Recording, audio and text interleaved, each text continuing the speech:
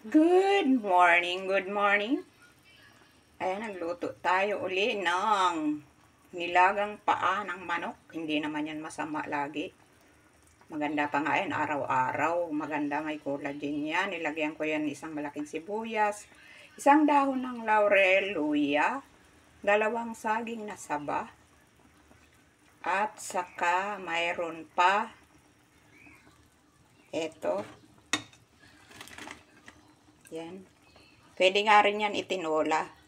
Sabi ni Timilit sa comment niya doon sa short video ko. Pwede pala yan? Oo. Pwede yan. Nung nasa Santa Mesa ako, tinola naman. Pero hindi pa ako nung kumakain kasi ng paa ng manok eh. Kaya,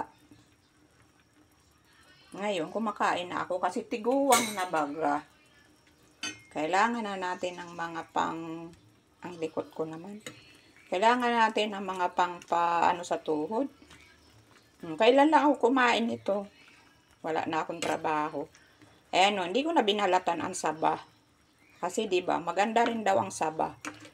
Sabi nga yung hindi makatulog sa gabi, maglaga daw ng saging na saba, wag babalatan. Kasi maganda raw yung balat ng saging. Higupin mo yung sabaw ng pinaglagaan mo, masarap daw ang tulog mo. Ayan yung mga paa o. Kasi binili namin yan, hindi naman niluto lahat. Kasi gano'n ang nagbabudget. Pag lulutuin lahat, ilagay sa kapitbahay mo ng freezer. Malambot na yan. Pag yan pinalambot nyo, inaan nyo lang yung kalan. Tapos may paminta siyang buo. Yan. Yan ang mga sangkap niyan. Yan. Huwag mo na ilagay lahat ng kagulayan. Mamaya na. Gabi. Pagkakain na uli, saka uli maglagay ng gulay. Kasi ma-overcook yan. Diba? Hindi maganda sa gulay ang overcook. Ayan yung tinira kong gulay para mamaya. Ayan na ang ating nilagang paa. Thanks for watching, mga lalads.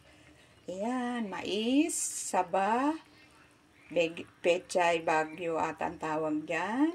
Bahala na, basta ayan pang nilaga yan. Thanks for watching. Bye!